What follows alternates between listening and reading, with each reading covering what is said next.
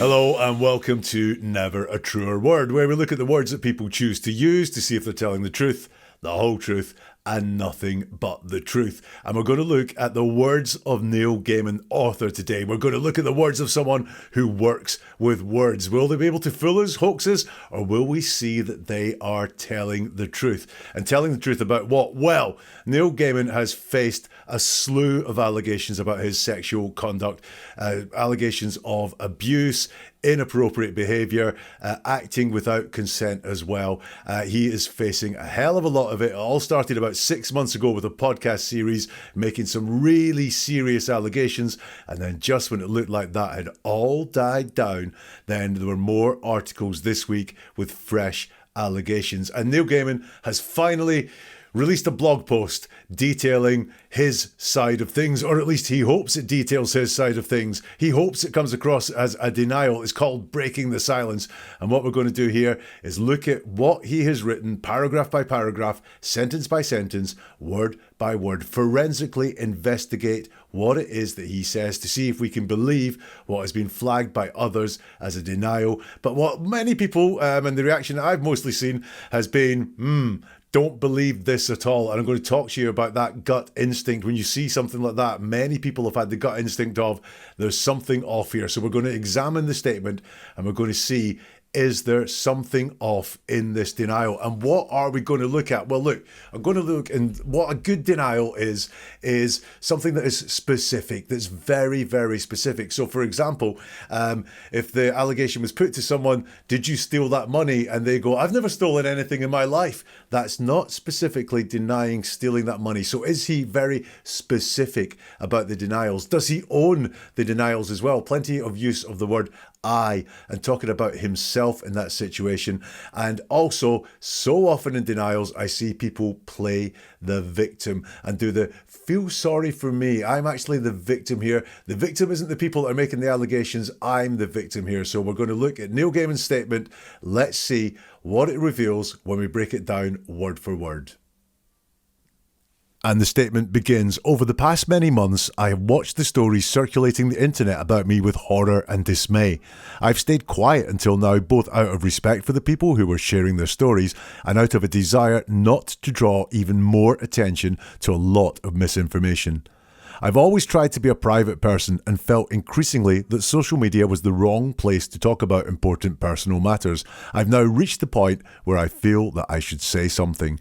The first thing that got me a little bit curious here was him talking about watching the stories. He says, I have watched the stories circulating the internet about me, not read the stories.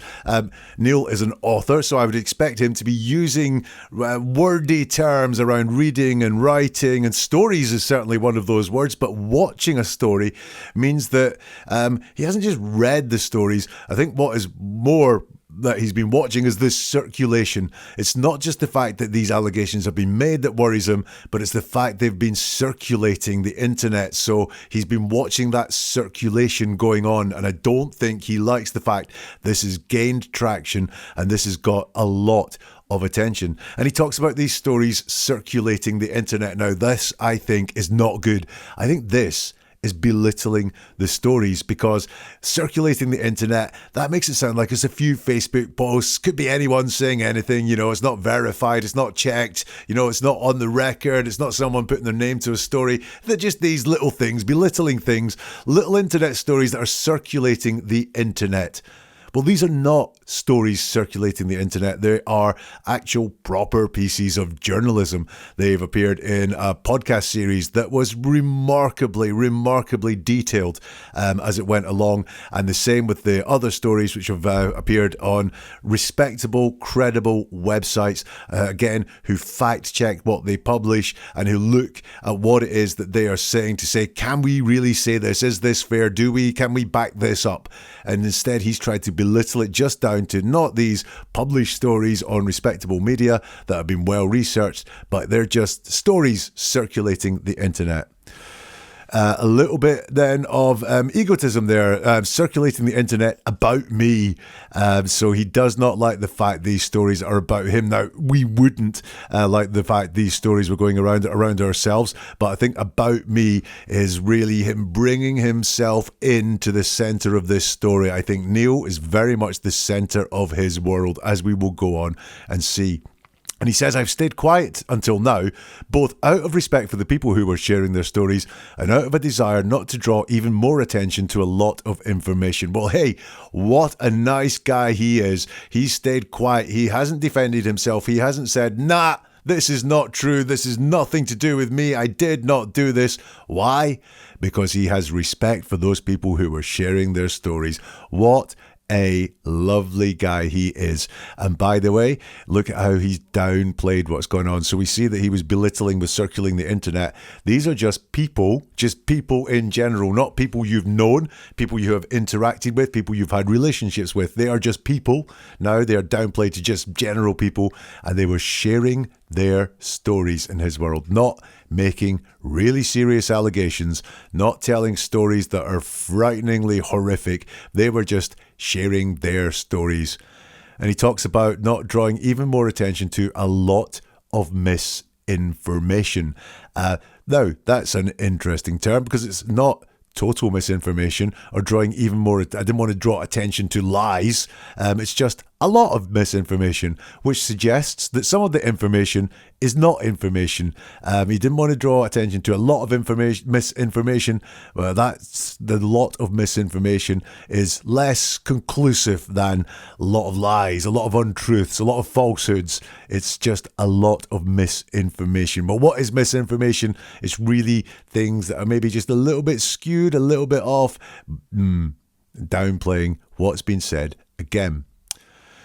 He continues, I've always tried to be a private person, and that word tried is the one that sticks out for me there, because when we try something, that implies failure. Did you fix the car? I tried to. Well, you know then that the car is not fixed. You know that someone has tried to fix the car, but they have failed to fix the car. I'm going to try and run 100 meters in 15 seconds tomorrow. That means I haven't done it yet. I'm going to give it a go. So I've always tried to be a perfect person, suggests that he is not, a private person, not a perfect person. I've always tried to be a private person, suggests that he's not succeeded in being a private person. And I'm very interested in this because if as he says, I've always tried to be a perfect person, he then goes on to say, and felt increasingly that social media was the wrong place to talk about important personal matters. Why were you talking about important personal matters on social media to feel increasingly it was the wrong place to do it if you've tried to be a private person? Have you always tried to be a private person? Or are you trying to show us that you've said nothing because, hey, I'm trying to be a private person, and by the way, I don't think social media is the right place to do it? Now, what I'm going to see a lot here, and I might as well just come out and say it at the front, is that when he's trying to explain what he's done and explain who he is, I don't think he has the authentic language to back some of this up, which is why when we scrutinize it and when we examine it, it doesn't hang together. If you've always tried to be a private person, you would not have a thought about sharing important personal matters on social media because you were trying to be a private person. You would not do it. I think this is just bluster to say why he has been quiet for so long. I think why he's been quiet for so long is because he hoped it would die away, but he's watched the stories circulating. And then he finishes this paragraph with, I've reached the point where I feel that I should say something. Two very vague words at the end there. I feel that I should say something. I feel I should say something is not I'm going to say something at all. It's just I feel that I should say something. And that something, well, what is it that you're going to say? You do not say. Just say something is very vague. It sounds big. I'm going to say something. I'm going to say something. But no, he's just saying, I feel I should say something. So this is the first paragraph of his statement. Over the past many months, I have watched the stories circulating the internet about me with horror and dismay. I've stayed quiet until now, both out of respect for the people who were sharing their stories and out of a desire not to draw even more attention to a lot of misinformation. I've always tried to be a private person and felt increasingly that social media was the wrong place to talk about important personal issues. I've now reached the point where I feel that I should say something. Writing something. I'm sure Neil, as a writer, will tell me starting is often the hardest thing, and starting because you want to get it all out there. You want to get the important stuff out there at the start. And what do we have there? We have belittling stories. We have this whole thing about, hey, I'm a nice, thoughtful guy. I think about being a private person and social media is not quite right for me. And I didn't speak up. I didn't say anything to these allegations because I'm nice. Because I'm a nice guy and I wanted to be nice to these anonymous people, in his words, sharing their stories. The statement continues, as I read through this latest collection of accounts, there are moments I half recognise and moments I don't. Descriptions of things that happened sitting beside things that emphatically did not happen. I'm far from a perfect person, but I have never engaged in non-consensual sexual activity with anyone. Ever. So he says, as I read through this latest collection of accounts. So now he's reading, now he is actually looking at the thing that's made him say this, which is the latest collection of accounts, the latest allegations published, in other words. But he downplays it again to this latest collection of accounts, making it all sound small, isn't he? And also with that word collection, is he kind of getting that there's some collusion going on here? Or if they weren't collected, would they not be half as dangerous to him? Which I think, again, is the most recent stories that have come out, the most recent allegations that have been made that have forced him to come out. That's what his priority is. He thought he could ride the last ones just by ignoring them, but they keep on coming. This sentence here, as I read through the latest collection of accounts, there are moments I half recognise and moments I don't. So with there are there in the sentence, that says it's the present tense. So this is him talking as if he's doing it now. It's not as I read through this latest collection of accounts, there were moments I half recognised, which would be in the past. Notice he's writing this, he's also telling us at the same time in the present tense, as I read through this latest collection of accounts, there are moments I half recognise and moments I don't. It's a present tense statement, which is potentially there for drama. After all, he is a writer, so maybe he wants to go in the present tense to sound dramatic. Or maybe it's not true, because he hasn't read through the latest collection of accounts and seen things that he half recognises and things that he don't. There are moments I half recognise and moments I don't. Now that is just so strange. Do you not half recognise them? Do you fully recognise them? There are moments I half recognise and moments I don't. And when we half recognise something, and it's moments that he half recognises, what he is saying there implicitly is there's quite a lot of things that have been alleged that he recognises, that he does see have happened. And he says, these moments I half recognise and the moments I don't, descriptions of things that happened sitting beside things that emphatically did not happen. It's well overblown. It could be said a hell of a lot simpler, which is there are some things that are true, but there are some things that are not. There are some things in the stories that happened and some things that did not. But instead we get this, there are moments I half recognise and moments I don't, descriptions of things that happened sitting beside things that emphatically did not happen. And by the way, these things just did not happen. They emphatically did not happen. If something didn't happen, it didn't happen. The word emphatically is not needed there. It is only put in there to make it seem stronger, although it's not any stronger because it either did happen or it didn't happen. It emphatically did not happen because he has a need to persuade us that these things didn't happen.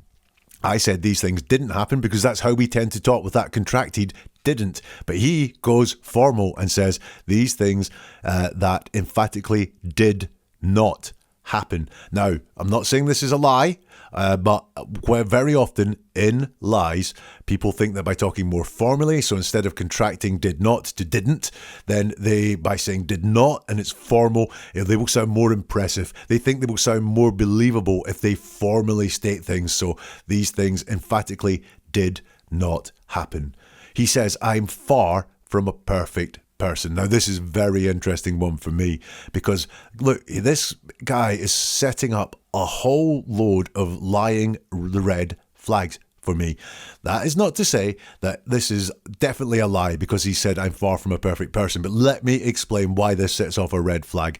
Very often in unreliable denials, in denials that are not true, the person talking will admit to a smaller transgression than the big one that they are being accused of because they feel that will make them look honest and it will make them look like they're being open because their thought process is, if I admit to being flawed, if I admit to doing something wrong, just not the really bad thing that I did that I want to hide, but if I lead with honesty or what looks like honesty, but over a smaller thing, then folk will be slightly distracted and go, oh, look, he's admitting to that. Why would he admit to that if he isn't going to admit to the other thing? He must not have done it because he's an honest, truthful person.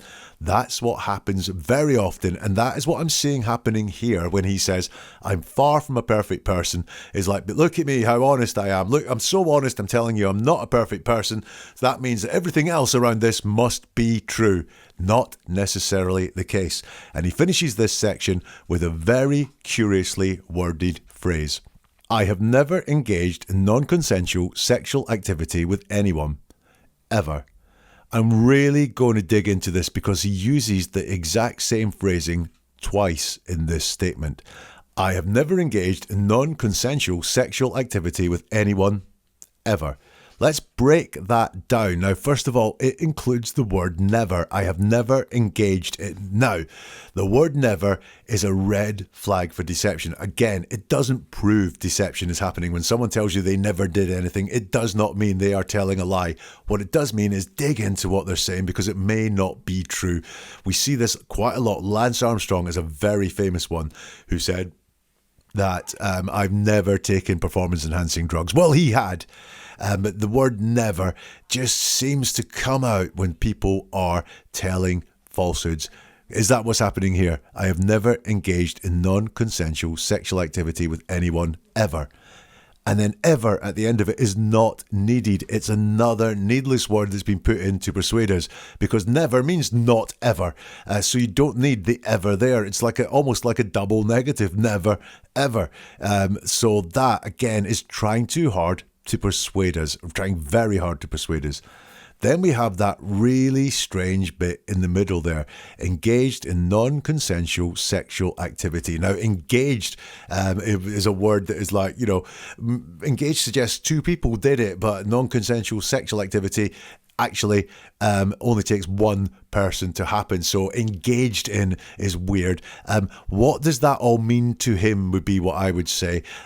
Is this a strange get out that he has a personal definition of what non-consensual sexual activity means? Someone in the YouTube community mentioned that it reminded them of Bill Clinton's famous saying, I did not have sexual relations with that woman. And in Bill Clinton's words, he didn't actually have sex with her, he did sexual activity with her. So he could say and feel truthful saying, I didn't have sexual relations with that woman. He might have considered as well that he didn't have a relationship with her. They just had some sex play. So Bill Clinton could say that, and he could say that with a straight face because by his personal definitions of what he'd come to convince himself of what was going on, he could say that and it was true. It wasn't a lie to him. And that's what this reminds me of as well. Engaged in non-consensual sexual activity with anyone, ever. What does that mean? What does non-consensual sexual activity really mean to Neil when he says that? More importantly, why hasn't he said it just a hell of a lot simpler? Why has he not just said, I've never sexually assaulted anyone, or I haven't sexually assaulted anyone? He didn't say any of those things. He says that really strange thing. Engaged in non-consensual sexual activity. By the way, he says he's never done it with anyone, which is general. It's not dealing with any of the specific allegations. He's not saying all these allegations, the people that have come forward, they're talking rubbish, it's lies. I'm going to deal directly with everything that these people have said, and these things did not happen. He just goes to a very, very general thing of, I've never engaged in consensual sexual activity with anyone, ever. It's very, very general. It does not specifically deny the allegations that have been made. Now, he does own it. And I talked about ownership being important in denials by saying, I have never engaged in these things. So he does own it with I. But look, where are the accusers in this statement? They're lost. The accusers, the people that are alleging that he did things to them, they are not in this part of the denial at all. The statement goes on from Neil. I went back to read the messages I exchanged with the woman around and following the occasions that have subsequently been reported as being abusive. These messages read now as they did when I received them, of two people enjoying entirely consensual sexual relationships and wanting to see one another again. At the time I was in those relationships, they seemed positive and happy on both sides. Once again, I think we've got some of that language which is going to prove problematic for Neil because it's not authentic. Look, he talks about reading the messages I exchanged with the woman. And then he says, these messages read now as they did when I received them. So the first time he's talking about messages I exchanged. That's a two-way conversation with people. But now he's only talking about the messages from the woman to him. These messages read now as they did when I received them, not when we wrote them or when we exchanged them. This is all from his point of view. This is about him receiving these messages. However, he did talk about exchanging messages with the woman. So is he hiding what he has said to them, or is he only dealing with what he has said to them in these messages? Or is this a bit of fantasy and that's why the language doesn't quite match up? He says these messages were exchanged around and following the occasions that have subsequently been reported as being abusive. Now, what does that mean? Around and following? Around, not when we were in these relationships, just around then. And following, what does following mean? 5 minutes after? Half an hour after? 2 days? 2 years? He doesn't say. Again, this is a personal definition. What does following mean to him?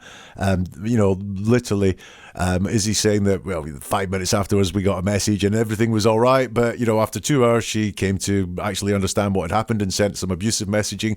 But I'm only going to look at the ones that were following, in my words, like right after. But I'll notice that around and following does not include during.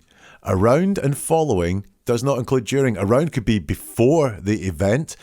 Following is after the event. During events that were happening, he's not talked specifically about any messages he exchanged during those times. He says these messages read now as they did when I received them, of two people enjoying entirely consensual sexual relationships. These messages read now. So what he's talking there is about his interpretation. He's talking about what he reads when he sees them. Maybe if you or I saw them, we would see something different. But again, there's that slight difference there. We all know when someone is talking, whether they are happy, sad, upset, holding something back. So what he is saying is, I read them now and everything is absolutely fine. That's only his interpretation. He's not saying it's in black and white. He's not even sharing any of the messages, which may back up his point. What he is doing is putting a bit of distance there and saying, I read them now and I read them the exact same. That does not say there's nothing there to be seen. He talks of two people enjoying entirely consensual sexual relationships. Again, he could just say enjoying consensual sexual relationships, but there's this need to explain from him again. So they are not just people enjoying consensual sexual relationships, they're entirely enjoying them. He's got this need to use these words that are not needed to show how strong he believes these things to be, or to make his point stronger because he's worried that it will not be believed. He uses the phrase consensual sexual relationships again, by the way. I hope you noticed that. It's obviously something that he is clinging on to. It makes me think that he has a very specific definition of what a consensual sexual relationship is. He talks about these messages that he's got about how they read now, about how they are around and following the occasions that have subsequently been reported as being abusive. What he doesn't mention is how these relationships ended and any conversations that were had around the end of the relationship. Now, I'm assuming they ended. Did everything end on great terms? Did everything really just end like, yeah, everything is fine? That's why I think he's been around and following. I think that there may well be messages he's not talking about here. I'm not saying he's lying. I'm saying he's not being fully frank here around how these messages end. Neil says, at the time I was in those relationships, they seemed positive and happy on both sides. So what he is saying there is not that he feels that now, not that they are positive and happy to him now, or his perception of them now is that they were positive and happy. He's only being very limited there and saying at the time he was in those relationships, they seemed positive and happy on both sides. And look at that word, seemed. It's not were. At the time I was in those relationships, they were positive and happy. No, they only seemed positive and happy. I think an acknowledgement from him there that at the time things were a little bit different in his head and he can see things a little bit more clearly now. But he never really explicitly says that about these allegations of abuse. He steers well clear of that. But if we dig into his language, we can see that he now has a different perspective on what went on. And once more, we've got this inauthentic language that doesn't just hang together, because what he's saying is right now these messages read now, that's this present moment in time, as they did when I received them. But then there is that indication that at the time everything seemed positive and happy, but he realizes now that things weren't positive and happy. But he also tells us that, well, when I read the messages now, everything seemed positive and happy. Doesn't hang together. The other thing I've noticed in this is that he still has the messages, or still claims to have the messages, because otherwise, how did he go back to read them? These allegations go back quite a long way. Interesting that the guy has kept the messages from then.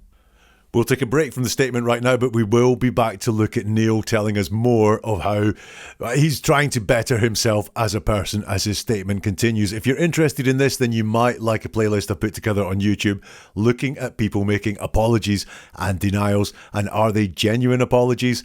Are they real denials? Are they reliable denials? You can find that playlist on YouTube. It's called Apologies and Denials. If you want more like this, then do hit the subscribe or follow buttons. That means you will get the new episodes as soon as they arrive. You can become a member of the channel on YouTube or a subscriber on Spotify. You will get episodes like this as soon as they are released, before everyone else. And you'll also get exclusive episodes regularly as well. So that's become a channel member on YouTube or a subscriber on Spotify. And if you want to do none of those things, then you are the marketing person for this channel. So press the like button. That helps this get out to many more people. Share with your network. Lots of people interested in this story and lots of people wanting to know, are denials real? My gut feeling says this is a bit hokey, but how can I decipher this and know whether my gut is like a little bit off or whether I should trust my gut instinct? Share with people who would be interested. I'm also interested in your comments as well, so please do comment. Let me know what you think of Neil Gaiman's denial. We continue, and the statement continues from Neil. He says, and I also realise, looking through them years later, that I could have and should have done so much better. So this is him talking about the messages. I was emotionally unavailable while being sexually available, self-focused and not as thoughtful as I could or should have been. I was obviously careless with people's hearts and feelings, and that's something that I really deeply regret. It was selfish of me. I was caught up in my own story and I ignored other people's. So this is just more of the vibe of I'm not perfect. And I spoke about why that could be a tactic that he is using here. Look, I'm not perfect. I'm being very honest about my flaws, so I must therefore be honest about everything else. He talks about being careless with people's hearts and feelings. Now, this is talking about romance more than anything particularly sexual when you talk about hearts and feelings. But is he also trying to get across that maybe, hey, I hurt some people. You know how it is. Chicks get, upset when you hurt them and then they'll go a bit crazy and make allegations. Is that what he's going to there? Because what I think that could be is, look, I didn't assault anyone. I didn't sexually abuse anyone, but I might have been careless with their hearts and feelings. And you know what women are like when you hurt their feelings. Very possible that is what the guy's doing. He talks about, I was emotionally unavailable while being sexually available. Now that sounds one way. It's as if he's saying, I was available, I wasn't doing anything, I wasn't out there making the moves, but, I was sexually available, so if someone wanted to come and get me, they could. It's very, very one way. And again, while not going really big into victim blaming, there's all these subtle little things happening suggesting that this was not his fault. He was a bit of a flawed person, acted in some flawed ways. People took advantage of him. He wasn't the nicest person, but really, it's really not his fault. He was a bit flawed and women took a bit of an advantage of him, and sometimes he was a bit rubbish to them. It's very, very one way. And he talks about being careless with people's hearts and feelings and saying that is something that I really deeply regret. Need to persuade here again. He doesn't just regret it. He really regrets it. He deeply regrets it. In fact, he really deeply regrets it. Trying too hard again, in my opinion, to persuade us of what is going on. He really deeply regrets it. And then finally, we've got some more of this author stuff of I was caught up in my own story. Who talks like that? Authors talk like that. The statement continues, I've spent some months now taking a long, hard look at who I have been and how I made people feel. I've starts that extract. I've spent some months now taking a long, hard look at who I have been and how I have made people feel. Now, that's in the past tense. Now, this is good. Because what he's saying is he's busy spending some months. Because it's in the past tense, it's not in the present tense. We're going to see a lot of what he says is future focused about how he's going to be a better person. But it does say that he has been taking a long, hard look at how he has made people feel and how he has behaved. I believe that. Also, notice he uses a contraction there. He's not being formal and saying that I have. He's using the past tense, contracted, I've. So he can use contractions if he wants to. He says he spent some months now taking that long, hard look, which is interesting because he talks about the allegations and reading about them at the very beginning of the statement over the past many months. So what I am getting from this is that it is the allegations coming out that have made him take a long, hard look at who he is, because both times he has talked about that being the period of months.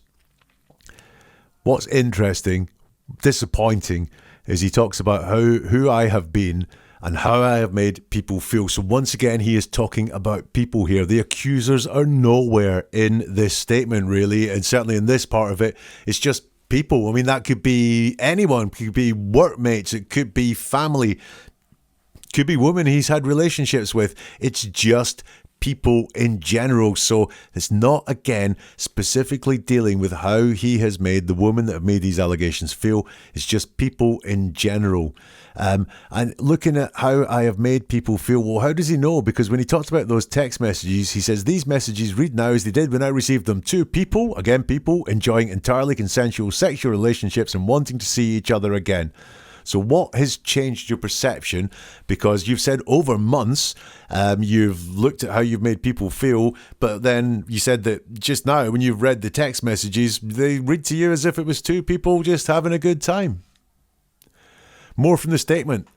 Neil says, like most of us, I'm learning and I'm trying to do the work needed, and I know that's not an overnight process. I hope that with the help of good people, I'll continue to grow. I understand that not everyone will believe me or even care what I say, but I'll be doing the work anyway for myself, my family, and the people I love.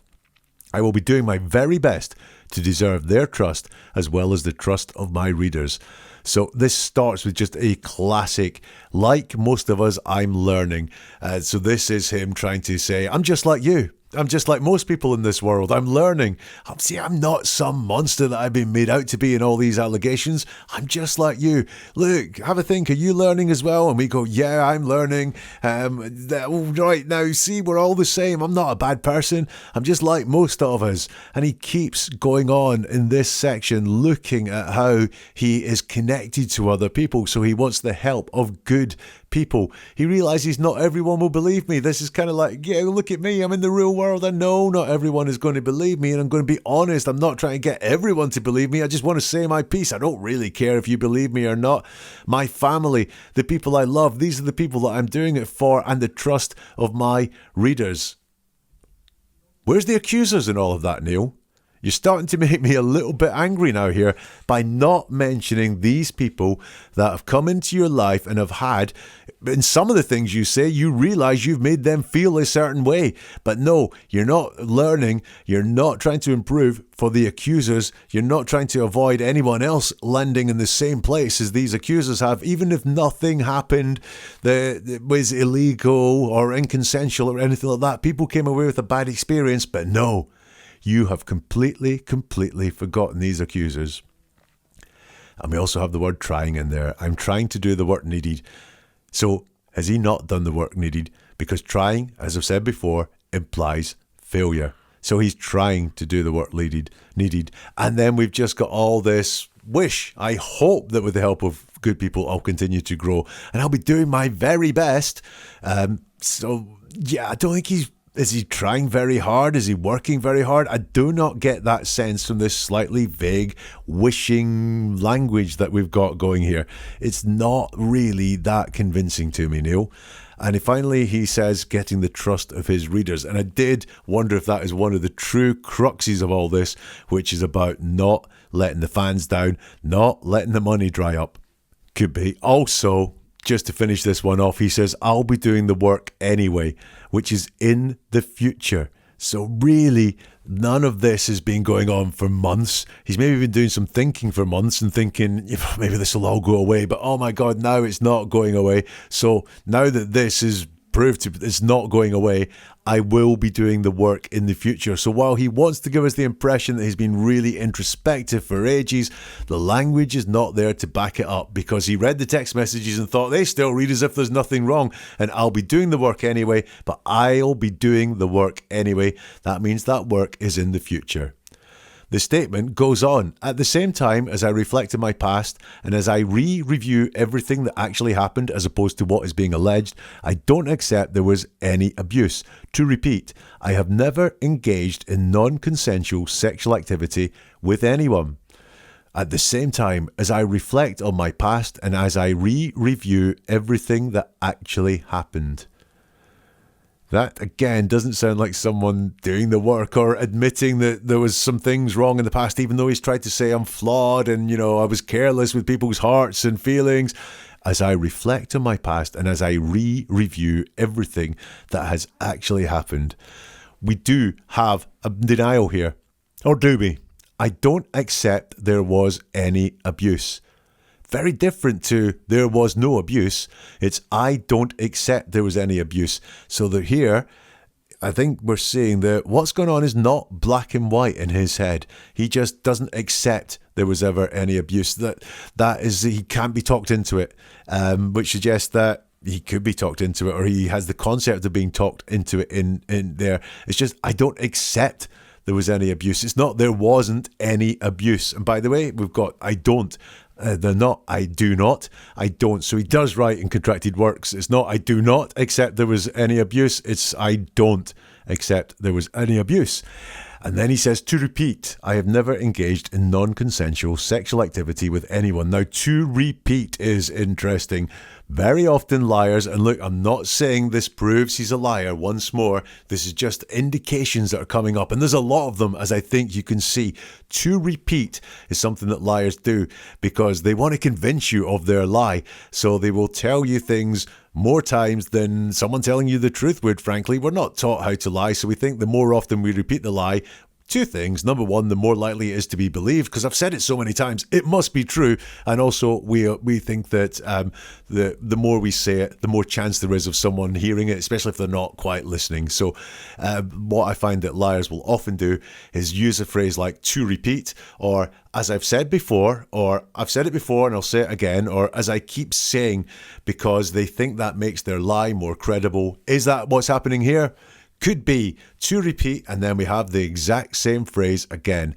I have never engaged in non-consensual sexual activity with anyone. Here it is from the very beginning there. I have never engaged in non-consensual sexual activity with anyone ever is at the beginning. It's the exact same form of words. It's almost like I'm going to stick to this very strict definition that I have set for myself. It's very curious that in all the denials that are not coming thick and fast in this statement, I'll be honest with you, Neil, but in all the denials that do come, 2 of them have the exact same form of wording. Here's some more from Neil. Some of the horrible stories now being told simply never happened, while others have been so distorted from what actually took place that they bear no relationship to reality. I am prepared to take responsibility for any missteps I made. I'm not willing to turn my back on the truth, and I can't accept being described as someone I am not and cannot and will not admit to doing things I didn't do. So this starts off by saying some of the horrible stories now being told simply never happened, while others have been so distorted from what actually took place they bear no relationship to reality. What are you saying there? What you are saying, some of the horrible stories simply never happened. That means that others may well have happened. They simply never happened, by the way. It's not that they never happened. Again, this need to persuade by putting these extra words in that are not needed to enhance our understanding of what it is he's saying, that are put in there to persuade us. So these stories simply never happened. Others have been so distorted from what actually took place. What does distorted mean? Well, distorted means you take the truth and then it looks a little bit different, but the distortion starts with a truth, with something that actually happened. And what he's saying is it's been distorted. So there's a kernel of the original thing at the beginning there is what he's saying. So this is not really saying none of this happened at all. This is saying, it's a very, very wordy way of saying 2 sides to every story. Heard that before. I did not like this bit one bit. He says, I am prepared to take responsibility for any missteps I made. This is an extremely weak part of the statement. It's not I am taking responsibility. It's I'm prepared to take responsibility. So I will, if need be. Doesn't mean I'm doing it right now, but I am prepared to take responsibility. And by the way, it's for any missteps I made, not for the missteps I made, not for the things I did wrong. It's just if there are any, then I'm prepared to take responsibility for them. It's extremely weak. It's extremely, extremely thin.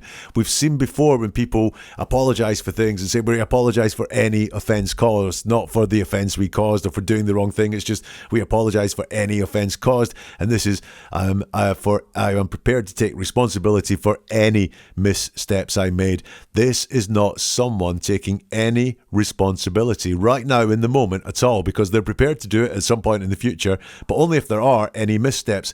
And by the way, the allegations that have been made against you are absolutely horrendous. They are not missteps. And then he says, I'm not willing to turn my back on the truth, and I can't accept being described as someone I am not and cannot and will not admit to doing things I didn't do. That is general. That is not specific. So in this whole statement, and this is the very last thing in the statement, it's I cannot and will not admit to doing things I didn't do, but it's not dealing at all with the allegations that have been put to him. This could be about burning his tea as his supper as he was cooking it. I cannot and will not admit to doing things I did not do. It's not at all specific towards the allegations. It's all in the general. It's very, very weak.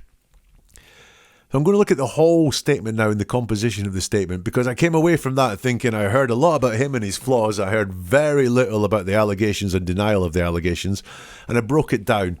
And what I can see when I look at that is that it's about a 500-word statement, and there are only 2 very short passages where he talks about the allegations and makes denials of the allegations. The rest of the time, he talks about him, what he's been going through now, what he's been going through in life, and what he will do in the future. 80% of that statement is about him, and only 20% of that statement is about the allegations that he said he was breaking his silence to talk about. And that is a statement, and as I think you can see, I'm just not a huge fan. I found it really self-serving. The 80% of that statement that was about him, that was about trying to get people on his side, it was about trying to get people to feel sorry for him. It wasn't so much about saying, I didn't do this. There is no truth in this whatsoever. The denial he made, that curiously worded statement, that's so curiously worded, I don't have it in front of me and I cannot get it out of my head right now. I can't say it, I can't remember the words. I think it means something to him that might mean something different to other people when they read it. Did not like the fact that he attempted to belittle the allegations. I did not like the fact that the victims, the alleged victims, disappeared, and he just talked about people in general within it at all. You just made the people that are at the centre of this about that high in his statement, very, very small. When he's talking about this honesty thing, and I'm a flawed person, and here's all the work that I plan to do, I could pick so many holes in that, and the words in that, and the way he phrased it, that I do not think that is the authentic experience that he has. And the denials, the bits that really were in there saying, I didn't do this, when you look at the word choice within them, they are wafer thin. What do you think? Let me know in the comments if you can, if they're available on this platform. If not, you can get in touch on social media. You will find all the links for that at neveratruerword.com. You'll also find many more videos, podcasts as well, and also you can sign up for the monthly newsletter where we discuss how to find deception in people's statements, including statements like that one from Neil. Neveratruerword.com is the website address, and we'll see you soon for something new from Never a Truer Word.